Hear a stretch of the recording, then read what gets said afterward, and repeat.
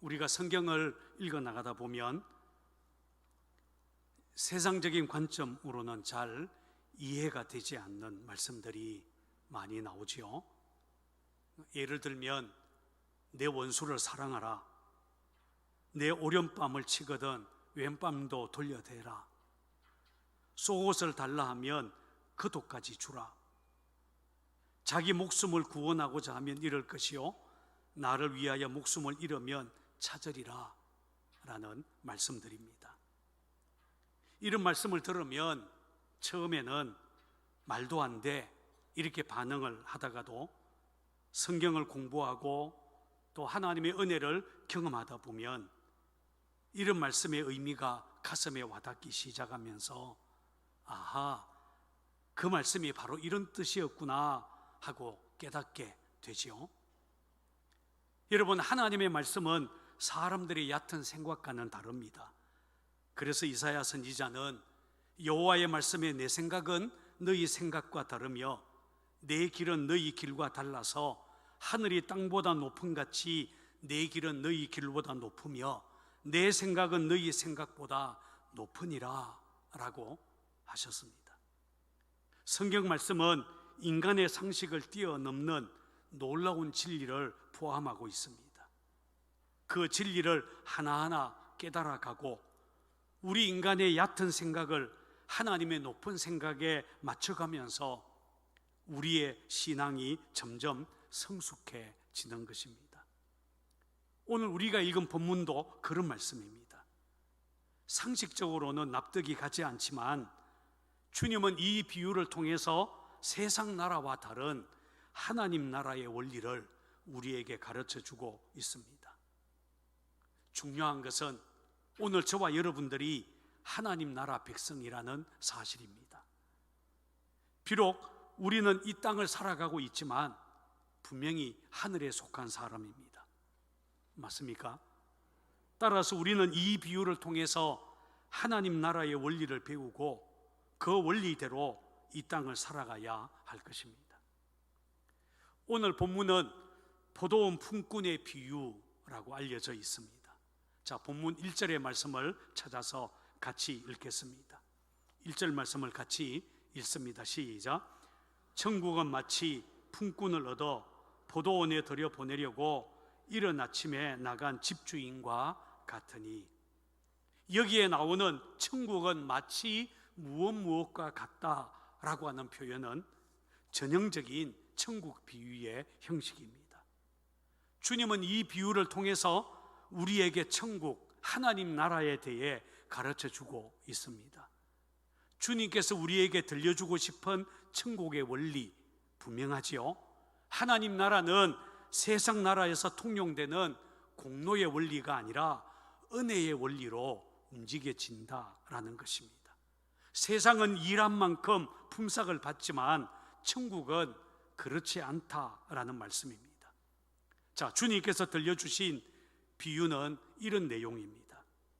한 포도원 주인이 품꾼을 얻어 포도원에 들여보내려고 이른 아침에 시장으로 나갔습니다. 여기서 이른 아침이란 하루를 시작하는 시간으로 0시, 우리 시간으로 말한다면 오전 6시를 말합니다. 이때 주인은 품꾼들을 모아 하루 한 데나리온씩 품삯을 정하고 포도원에 들여 보냈습니다.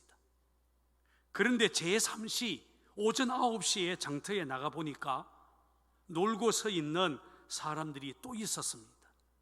주인은 그들도 포도원에 가서 일하게 했습니다. 제6시 정오에도, 제9시 오후 3시에도 나가서 그렇게 했습니다. 그런데 주인이 제11시 오후 5시에 나가보니까 그때까지도 종일토록 일거리를 찾지 못하고 서성거리는 사람들이 있었습니다. 너희는 어찌하여 종일토록 놀고 여기 서 있느냐라고 주인이 물었더니 그들은 우리를 품꾼으로 써주는 사람이 없습니다, 이렇게 대답을 하지요. 그러자 주인은 그들도 포도원으로 들어가게 하셨습니다. 이것은 상식을 뛰어넘는 파격적인 것이었습니다. 그리고 해가 저물어 품삯을 나누어 주는 시간이 되자 주인은 청지기를 통해서 맨 나중 오후 5시에 와서 1시간만 일한 사람들을 불러서 한 데나리온씩 주었습니다. 그러자 모두가 깜짝 놀라지요. 특히 먼저 온 사람들은 은근히 자기들에게는 더 많이 줄 것이다, 이런 기대를 하게 되었습니다. 그러나 그런 기대하고는 다르게 주인은 먼저 온 자들에게도 한 데나리온만을 준 것입니다. 그러자 그들은 주인을 원망하기 시작했습니다. 아니 주인님, 저 사람들은 겨우 1시간밖에 일하지 않았는데 하루 종일 태양볕 아래에서 수고한 우리들과 똑같이 품삯을 주시다니 이거 너무한 것 아닙니까? 그러나 주인은 친구여, 내가 네게 잘못한 것이 없노라. 내가 너와 한 데나리온의 약속을 하지 아니하였느냐? 내 것이나 가지고 가라. 나중 온 이 사람에게 너와 같이 주는 것이 내 뜻이니라 라고 하셨습니다. 그리고 천국의 원리 한 가지를 그들에게 들려주셨죠. 이와 같이 나중된 자로서 먼저 되고 먼저 된 자로서 나중되리라. 자, 우리는 이 비유에서 가장 먼저 포도원 주인을 주목할 필요가 있습니다. 예수님은 이 비유에서 천국은 마치 포도원 주인과 같다라고 하셨기 때문입니다. 천국을 이해하려면 포도원 주인이 무슨 일을 하셨는지 또 어떻게 하셨는지를 잘 보아라 라는 것입니다.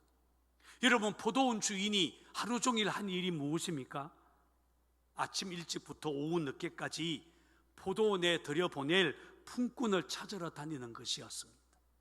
이른 아침에도 제3시에도 제6시에도 제9시에도 심지어 제11시에도 품꾼을 찾으러 다니셨습니다. 여러분, 이 비유에서 포도원 주인은 분명히 하나님을 가리키는 것입니다. 우리 하나님은 마치 포도원 주인처럼 부지런히 구원받을 사람들을 찾아다니신다라는 것입니다. 구원받을 사람을 찾는 일이 바로 우리 하나님이 하시는 일입니다. 저와 여러분들이 어떻게 예수를 믿고 구원을 받게 되었을까요? 우리를 구원하시려는 하나님의 열심이 저와 여러분들을 찾아낸 것입니다. 천국운동은 사람이 시작한 것이 아니라 구원받을 사람을 찾아 나서는 하나님으로부터 시작되었다. 오늘 이 비유가 우리에게 들려주는 첫 번째 메시지입니다. 그런데 한번 생각해 보십시오. 우리가 천국에 못 들어간다고 하나님께 조금이라도 손해가 될까요? 천만의 말씀입니다. 하나님께는 아무런 손해가 없습니다. 우리만 불쌍한 거죠. 그런데도 왜 하나님은 그렇게 열심히 우리를 찾으셨을까요? 왜 해지기 1시간 전까지 시장에 나가서 품꾼을 찾아 포도원으로 들여보낸 주인처럼 그렇게 찾아다니셨을까요? 그 사람이 와서 1시간 동안 무슨 대단한 일을 할 수 있었겠습니까? 와도 그만이요, 와나도 그만입니다. 그런데도 하나님은 마지막 한순간까지 포기하지 않으시고 저와 여러분들을 찾으러 오셨다는 것입니다. 예수님께서 들려주신 천국 이야기 중에 우리가 잘 아는 탕자의 비유가 있습니다. 아버지가 돌아가시기도 전에 자기 몫의 재산을 다 챙겨가지고 먼 나라로 가서 허랑방탕하게 살다가 거지가 되어 죽도록 고생하던 둘째 아들이 결국에는 이웃치고 집으로 돌아오는 이야기이죠. 아버지 입장에서 얼마나 괘씸한 아들놈입니까? 그런데도 아버지는 집 나간 아들이 돌아오기를 날마다 기다렸습니다. 아버지가 뭐가 아쉬워서 못된 아들을 걱정하고 기다렸겠습니까?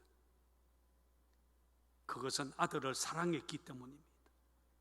포도원 주인이 뭐가 아쉬워서 해 떨어지기 1시간 전에 나가서 품꾼들을 데려왔겠습니까? 그들이 불쌍했기 때문입니다. 그렇습니다. 하나님이 자기 아들 독생자 예수를 이 세상에 보내신 것은 뭐가 아쉬워서가 아닙니다. 인간을 구원하지 않으면 우리 하나님에게 무슨 손해가 생기기 때문이 아니었습니다. 당신의 아들을 세상에 보내 십자가에 피 흘려 죽게 하신 이유는 한마디로 세상을, 다시 말해서 저와 여러분들을 사랑하셨기 때문입니다. 그래서 성경은 이렇게 말합니다.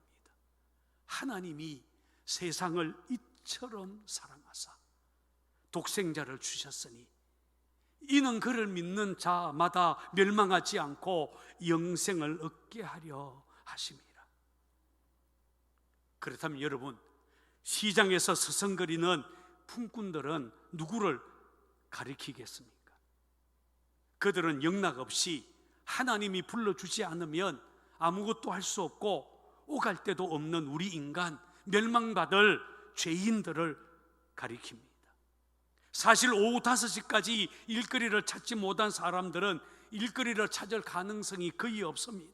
어차피 1시간만 지나면 모든 것이 끝나버릴 것입니다. 그러면 그들은 허기진 배를 움켜쥐고 집으로 돌아가야 합니다. 집에 가면 굶주린 채 아버지만 기다리고 있는 어린 자식들이 있을지도 모릅니다. 하루 종일 기다렸는데도 아무도 써주는 사람이 없었기 때문에 절망과 원망과 분노를 품고 인생을 마감해야 될 그런 사람들을 가리킵니다. 포도원 주인이 너희는 어찌하여 종일토록 놀고 여기 서 있느냐라고 물었을 때 그들이 뭐라고 대답했습니까?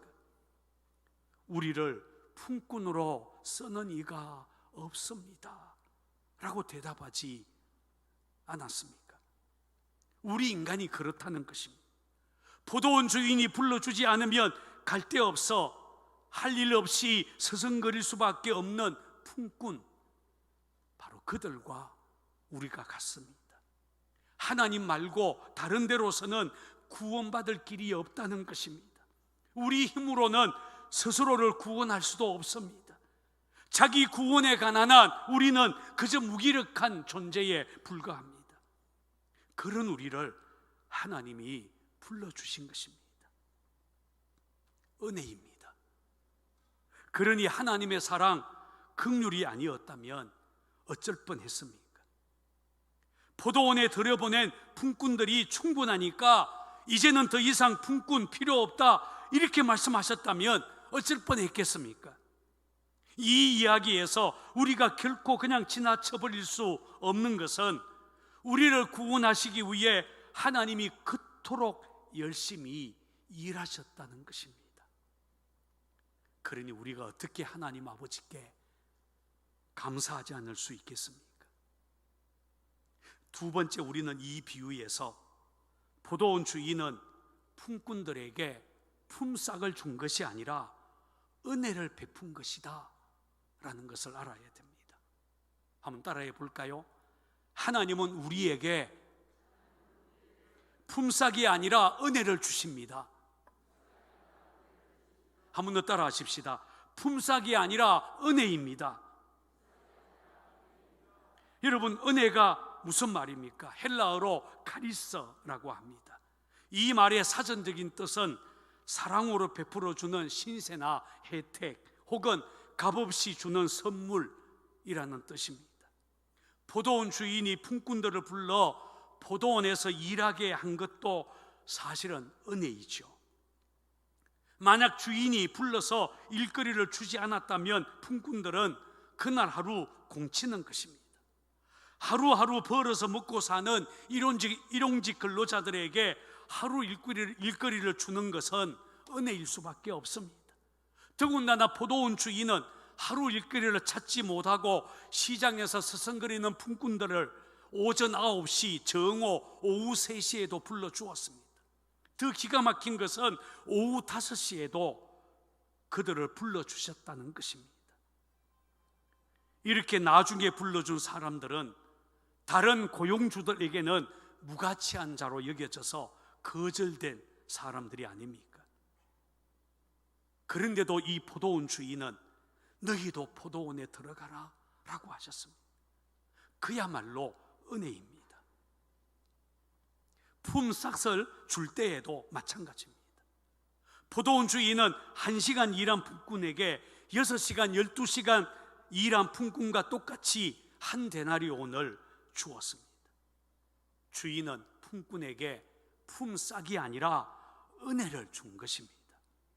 왜 1시간밖에 일하지 않은 품꾼을 12시간 일한 품꾼과 똑같이 하루 품삯인 한 데나리온을 주었을까요? 이 질문에 대해 대답할 수 있는 말은 은혜라는 말밖에 없습니다. 세상의 원리는 자기가 일한 만큼 품삯을 받는 것입니다. 일한 만큼 품삯을 주지 않으면 법으로 처벌을 받습니다. 그러나 천국 원리는 품삯이 아니라 은혜를 베푸는 것입니다. 어떤 글에 보니까 과거 포드 자동차 회사는 직원들을 등급이 정확하게 정해져 있었다고 합니다. 모두 27등급입니다. 평사원은 1등급이죠. 대표이사는 27등급입니다. 주차장을 무료로 사용하려면 9등급이 넘어서야 합니다. 13등급이 되면 책상이 창가로 옮겨집니다. 그리고 책상에 화분이 하나씩 놓여집니다. 그리고 16등급부터는 화장실이 따로 있는 사무실이 배정된다고 합니다. 그러나 여러분, 이것은 은혜가 아닙니다. 등급대로 받는 것, 노력한 것만큼 주어지는 품삯은 은혜가 아닙니다. 1시간 일하고도 한 데나리온 받는 것이 은혜입니다. 오후 5시에 와서도 1시간밖에 일하지 않았어도 한 데나리온을 받는 것, 여러분, 이 품꾼은 품삯이 아니라 은혜를 받은 것이죠. 우리 하나님은 품삯이 아닌 은혜를 주시는 분이십니다. 그래서 주인은 이렇게 말합니다. 자, 본문 14절 말씀을 한번 찾아보십시다. 14절을 찾아서 같이 읽겠습니다. 시작. 내 것이나 가지고 가라. 나중 온 이 사람에게 너와 같이 주는 것이 내 뜻이니라. 보세요, 은혜 베푸는 것, 그 은혜 베푸는 것이 하나님의 뜻이다 라고 말씀하고 있습니다. 어떤 의사가 아프리카의 어느 외진 마을에서 의료 봉사를 하고 있었을 때 외국 유학을 하고 돌아와서 축산업을 하는 한 똑똑한 청년을 만나게 되었습니다. 그의 집은 부유했지만 돌아와서 가난한 조국을 위해서 일하겠다는 훌륭한 뜻을 가진 청년이었습니다. 그런데 그 마을에는 독특한 결혼 풍습이 있었다고 합니다. 청혼을 할 때 남자가 암소를 끌고 처녀 집으로 가서 이 암소를 받고 딸을 주세요 이렇게 외칩니다. 1등 신부감에게는 암소 3마리, 괜찮은 신부감에게는 암소 2마리, 그리고 보통 신부감에게는 암소 1마리로 결혼 승낙을 받을 수가 있었습니다. 어느 날 의사가 보니까 이 청년이 친구들과 함께 누군가에게 청혼하러 가고 있었습니다. 그런데 이 청년은 청혼 선물로 암소 9마리나 끌고 가고 있었던 것입니다. 암소 9마리라면 엄청난 재산이었습니다. 동네 사람들이 다 놀랐습니다. 도대체 어떤 처녀에게 청혼하려고 하는가? 그래서 궁금하게 생각했습니다. 그런데 이 청년이 찾아간 처녀는 어느 허름한 집에 사는 너무나 마르고 약해 보이는 초라한 여자였습니다. 암소 1마리로 충분히 청혼할 수 있는 여자였습니다. 그런데도 이 청년은 암소 9마리로 청혼을 하는 것을 보고 동네 사람들이 수군대기 시작했습니다. 아마 저 처녀가 마법으로 이 청년을 홀린 것이 아니냐, 이런 소문이 나돌기 시작했습니다. 그 후에 이 의사는 의료봉사를 마치고 본국으로 돌아왔습니다. 오랜 세월이 지나 이 의사가 휴가차 다시 그 마을을 찾아갔을 때 그 청년은 큰 사업가가 되어 있었습니다. 저녁 식사에 초대를 받았습니다. 식사 중에 의사는 암소 9마리로 그 여자에게 청혼한 이유에 대해서 듣고 싶었습니다.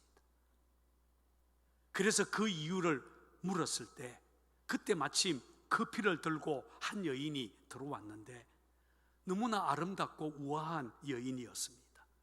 유창한 영어를 구사했고 상대방의 마음을 편안하게 해주는 아름다운 미소를 가진 여인이었습니다. 의사는 이 사람이 그때의 말랑깽이 처녀 말고 또 다른 여자를 아내로 맞이했구나 이렇게 생각을 했었습니다. 그러나 사업가는 이런 설명을 의사에게 했다고 합니다. 의사 선생님, 저 사람이 그때 제가 청혼했던 여자입니다. 여인입니다. 저는 아주 어렸을 때부터 저 사람을 사랑했고 저 사람과 결혼을 꿈꾸며 살아왔습니다. 아시다시피 우리 마을에선 몇 마리의 암소를 받느냐가 여자들의 세계에선 중요한 문제였습니다. 저도 그런 관습을 무시할 수 없어서 암소를 끌고 갔습니다. 사실 제 아내는 한 마리의 염소면 충분히 결혼 승낙을 받을 수가 있었습니다. 그러나 제가 정말 사랑한 여인이 스스로 자신의 가치를 암소 한 마리 값에 한정하고 2마리나 3마리의 암소를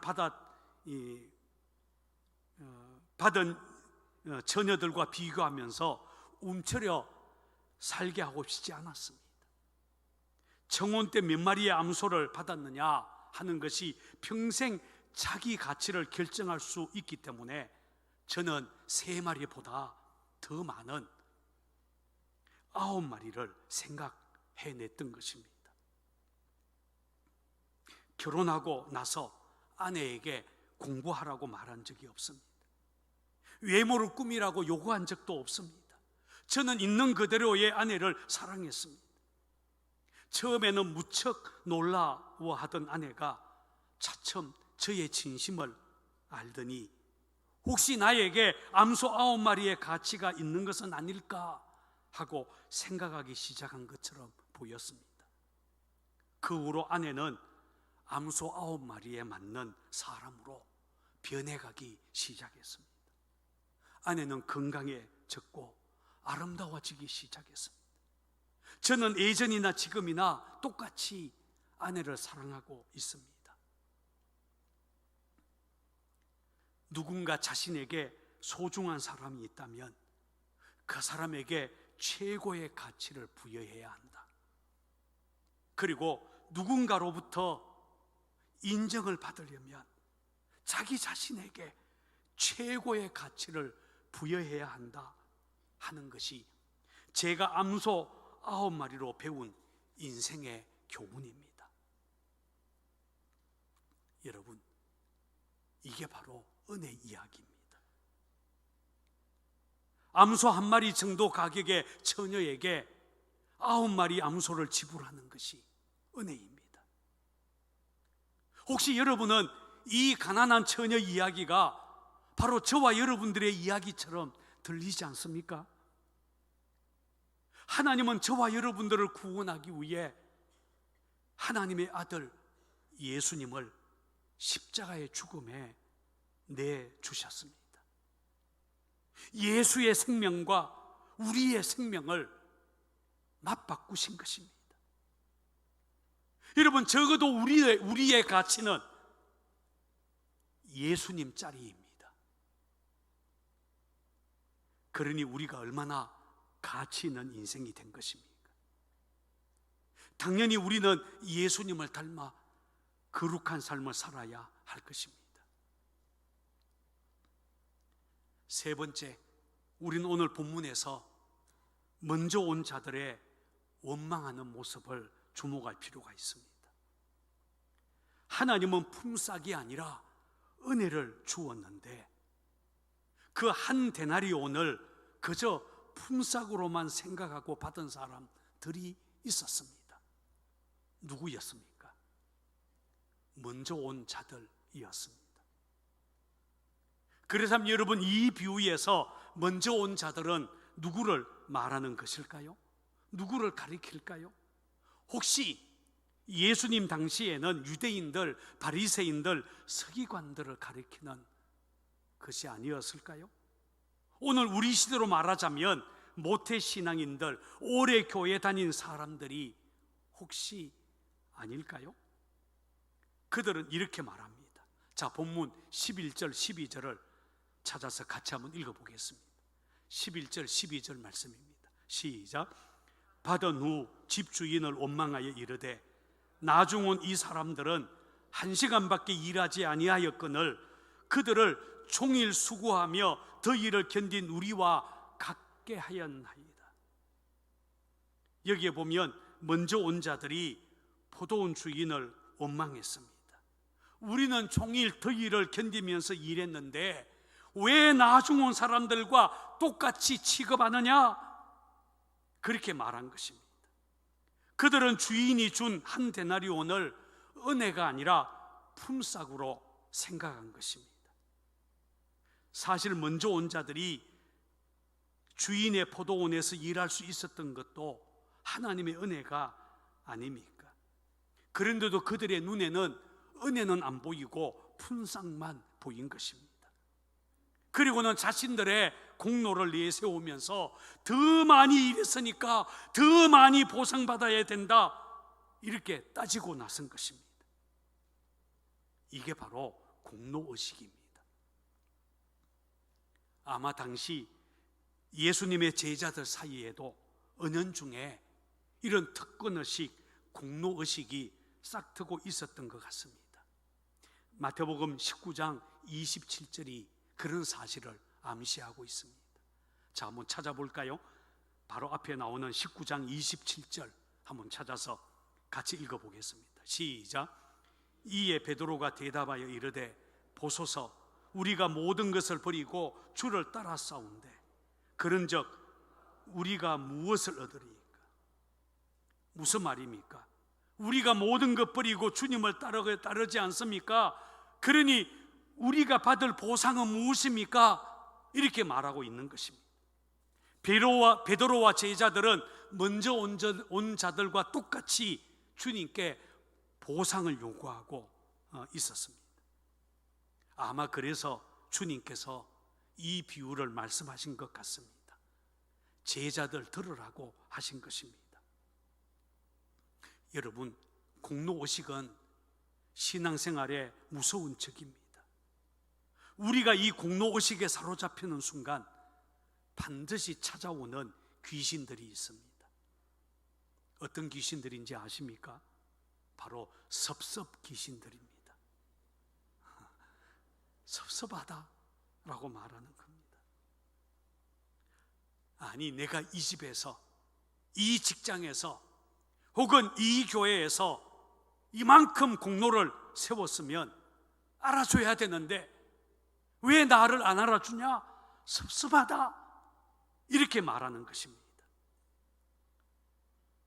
여러분, 섭섭한 마음이 마음속에 들어오면 그때부터 섬김의 기쁨이 사라져버리고 가슴 속에는 원망이 치밀어 오르기 시작합니다.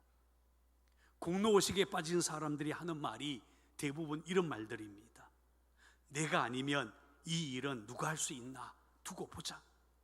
내가 빠지면 이 교회는 어려워질걸. 이번 당회에서는 틀림없이 나는 권사가 돼야 돼. 나 같은 사람이 안 되면 누가 되겠어?